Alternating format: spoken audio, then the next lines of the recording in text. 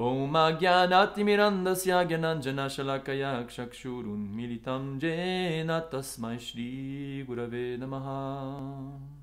Bienvenue aux âmes libres, une chaîne dédiée à la philosophie du yoga. Donc si tu t'intéresses au yoga, à la philosophie du yoga, à la théologie, à la sagesse de l'Inde, aux textes sacrés comme les Védas, la Bhagavad Gita, les Upanishads, les sujets qui s'y traitent comme Dieu, la mort, la réincarnation, le karma, la dévotion, le conditionnement, la libération, etc., eh bien abonne-toi pour que tu puisses rester dans stay in the loop, hein, comme on dit. Je commence une autre petite série, là en parallèle avec la série qu'on est en train de faire sur la Bhagavad Gita, le plus fameux texte de toutes les traditions du yoga.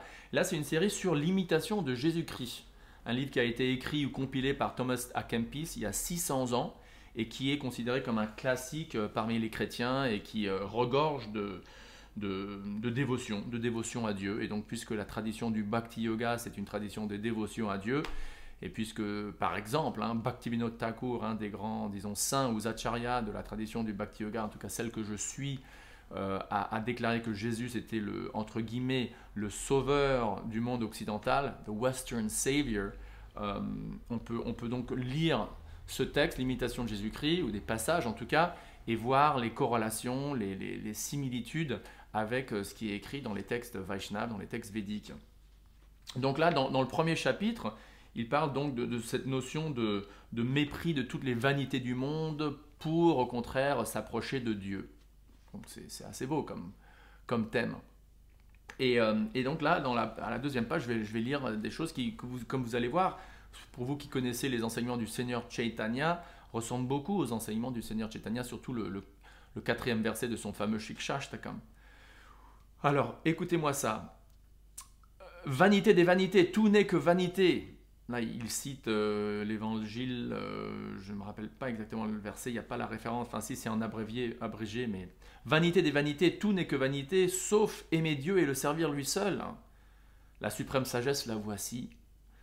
Par le mépris du monde, tendre au royaume des cieux.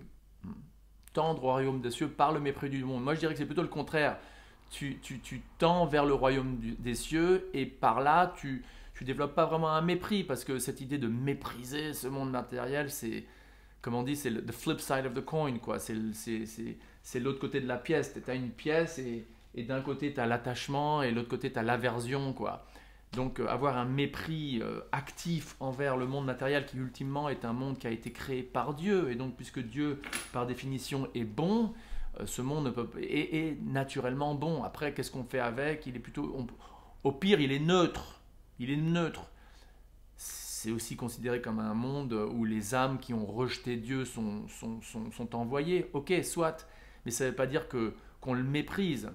Plutôt, on apprend comment vivre dans ce monde, tolérant les souffrances qui sont inhérentes, et comment surtout naviguer dans ce monde de manière à être toujours dévoué à Dieu en engageant la matière même au service de Dieu.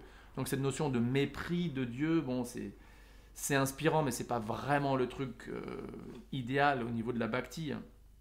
Mais quand même, pour être juste, quand on devient conscient de Dieu, on a un certain mépris, on prend moins au sérieux notre vie dans ce monde matériel.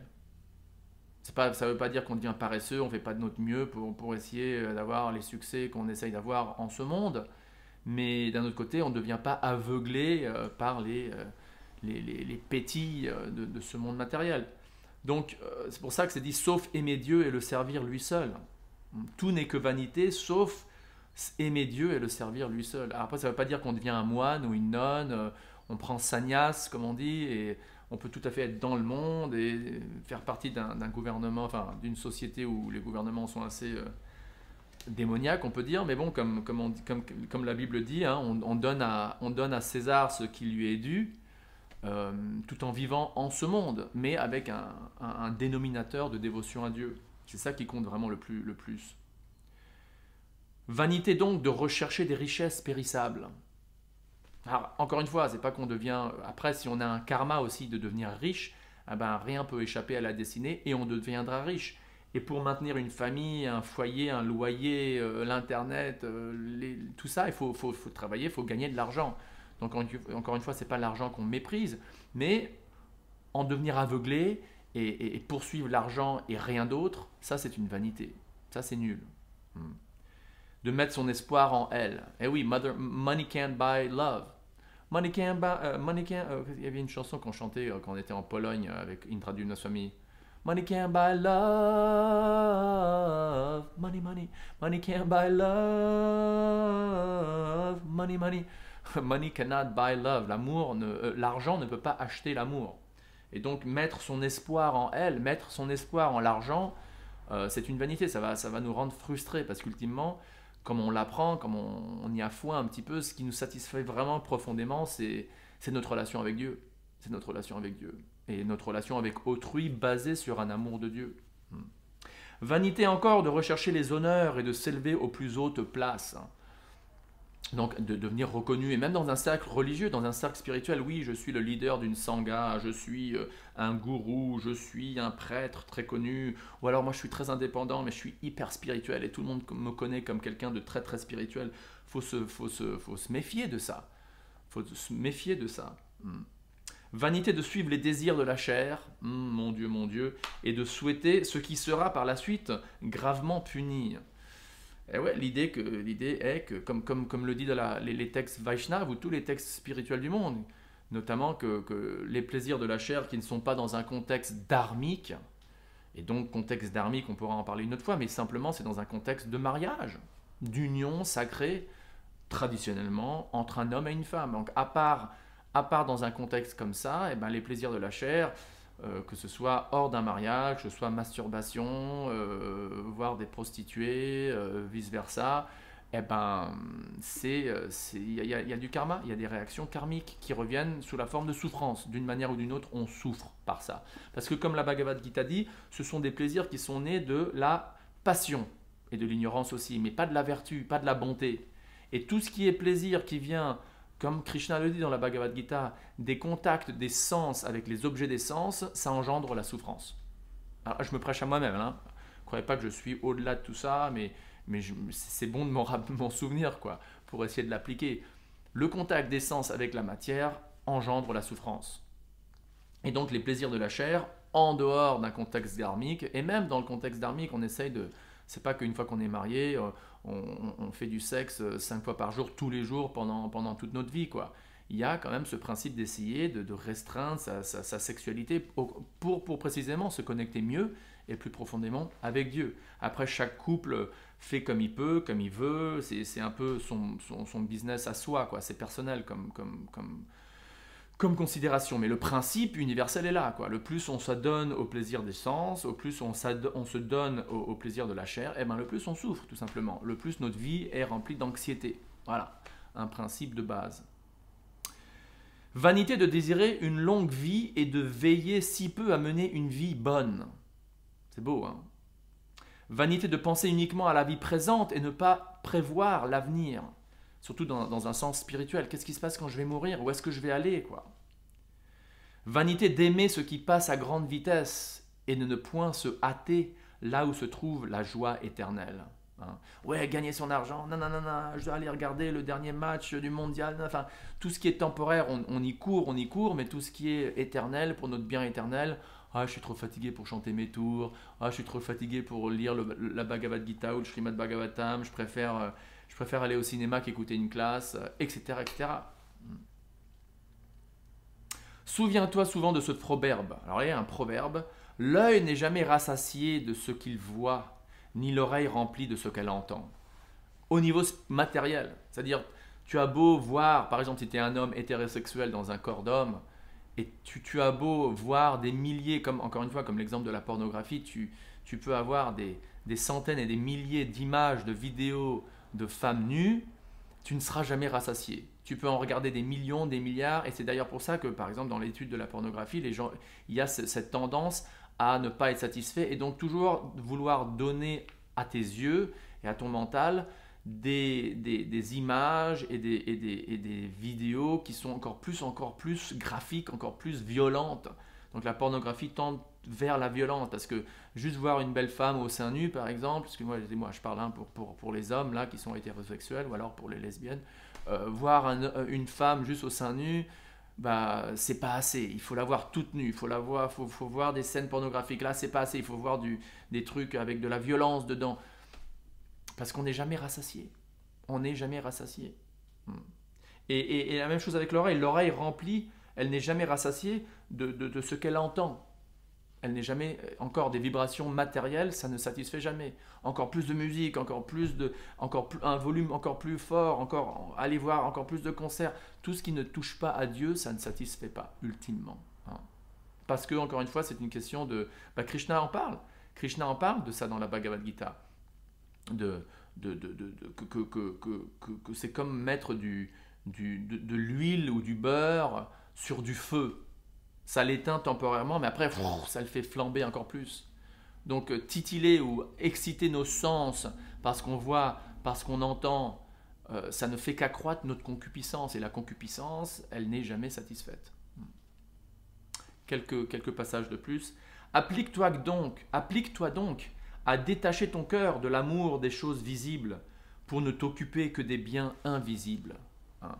Mais encore une fois, comme j'ai dit au début, donc comme j'ai dit une autre fois, c'est plutôt au contraire, c'est plutôt le contraire. C'est-à-dire, on peut pas, l'idée, selon la Bhagavad Gita, on ne peut pas se détacher. On ne peut pas détacher notre cœur de l'amour des choses visibles, donc des choses matérielles. On peut seulement faire ça lorsqu'on a un goût supérieur, un param drishva. Donc le deuxième chapitre, verset 59 ou 58 de la Bhagavad Gita est un verset super important. Parce que là, Krishna explique que Ivishaya Vinavartante Niraharasya Dehina Raso Varjam Raso Pyasya Param Drishtva Nivartate. Que on peut essayer temporairement, de manière artificielle, à se détacher des objets d'essence, à se détacher du péché par exemple. Non, je ne vais pas regarder de pornographie, non, je ne vais pas fumer de joint, non, je ne vais pas boire, non, je ne vais pas tromper ma femme, non, je vais, etc., etc., etc. Mais à un moment, sans goûter à un goût supérieur, parce que l'idée c'est que chaque âme est anandamayo biasat, ce qui veut dire chaque âme recherche le plaisir par nature. Ontologiquement, on est tous faits, selon la Bhagavad Gita, selon les textes Vaishnav, à avoir une relation d'amour avec Dieu et ressentir du plaisir dans son service, soit, mais à ressentir du plaisir. On recherche du plaisir. Et donc, dans notre état conditionné, lorsqu'on est recouvert par la matière, on a beau chercher du plaisir, on cherche du plaisir. Donc, si on ne retrouve pas, si on ne goûte pas à un plaisir spirituel, ce qui s'appelle donc ce param drishtva, un goût supérieur, qui vient donc d'un contact avec Dieu et d'une réciprocité de Dieu envers l'âme, et donc d'une relation entre l'âme et Dieu, d'amour qui va de nous vers Dieu et de Dieu vers nous, si on ne goûte pas à ça, et bien puisqu'on est anandamayo biasat, on va chercher le plaisir autre part, donc dans la matière. Donc si tu ne t'appliques pas d'abord à essayer de développer et de maintenir une relation avec Dieu, tu seras bel et bien obligé, un jour ou l'autre, si tu ne goûtes pas à un goût supérieur, à chercher le plaisir dans le sexe adharmique, dans les drogues, dans la recherche de la gloire, de la renommée, de la distinction, dans la part de tes amis, de ta société, dans la richesse, dans l'argent, etc. Parce que tu cherches du plaisir. Mais par contre, si tu arrives à te connecter, à rester connecté, à développer, à nourrir, à arroser ta relation avec Krishna ou avec Dieu, et ben là, tu seras en train de goûter un param drishtva, un goût supérieur. Et donc, ça sera beaucoup plus facile de résister, entre guillemets, aux goûts inférieurs, qui sont donc les goûts comme on dit, de briser les 4 principes régulateurs, c'est-à-dire faire du sexe illicite ou adharmique, prendre des intoxicants, jouer aux jeux de hasard, manger de la viande. Tu pourras beaucoup plus facilement suivre ces principes régulateurs, comme on dit, qui ultimement mènent à la vertu et qui te donnent une plateforme de laquelle tu peux te connecter avec Dieu encore plus. Tu ne pourras pas suivre ces principes sans avoir ce goût supérieur. Donc quand ce texte, l'imitation de Jésus-Christ dit « Applique-toi donc à détacher ton cœur de l'amour des choses visibles pour ne t'occuper que des biens invisibles », je dirais plutôt c'est plutôt le contraire. Mets ton effort, mets de l'effort à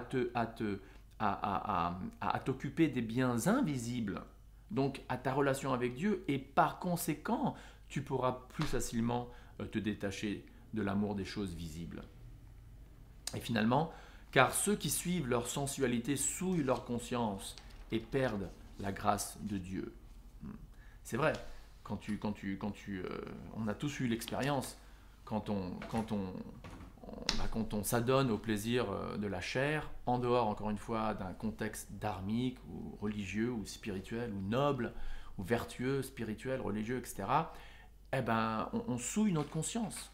On en a l'expérience, n'est-ce pas? Après, par exemple, s'être masturbé, ou après avoir eu une relation sexuelle en dehors du mariage, après avoir regardé de la pornographie, etc., on se sent souillé. C'est notre conscience qui est sale, on le sent.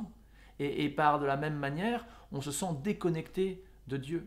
Il y a cette notion de yoga et viyoga. Hein.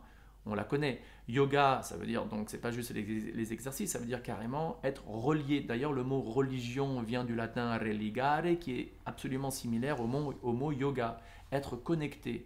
Et vi-yoga, comme par exemple il y a himsa et ahimsa, dharma, adharma, yoga, vi-yoga, c'est le contraire du mot qui vient après. Donc le vi-yoga, c'est l'irreligion ou la déconnexion. Donc quand on s'adonne au plaisir des sens, on ressent une déconnexion entre nous et Dieu. On perd la grâce de Dieu, temporairement, parce que Dieu, par définition, on y croit, est miséricordieux et il continue à nous pardonner et il voit notre effort de nous relever sur le bon chemin et continuer. Mais quand on s'adonne au plaisir des sens, au plaisir charnel, on perd la grâce de Dieu, en tout cas temporairement, quoi. On souille notre conscience. Mais ça ne fait rien. Après, on continue à chanter Hare Krishna, sans. D'ailleurs, il ne faut pas réfléchir à oui, bon, je vais chanter Hare Krishna, comme ça voilà, là, je vais faire un péché et après, je chanterai Hare Krishna, ça sera super. Non, là, c'est considéré une offense. À méditer sur faire un péché tout en pensant, de toute façon, je serai pardonné du péché parce que, par exemple, j'irai me confesser ou alors je chanterai les saints noms de Dieu. Non, mais si sincèrement, on a des chutes accidentelle, eh ben on se soulève et on continue à marcher de l'avant, principalement en chantant Hare Krishna, Krishna Krishna, Hare Ram, Ram Ram, Hare Hare, et en lisant le Srimad Bhagavatam, la Bhagavad Gita, en s'associant avec les autres dévots du Seigneur, en chantant ses saints noms. Ok, eh bien écoutez, merci, j'espère que ça vous a plu, et restons en contact, précisément en chantant Hare Krishna. À la prochaine.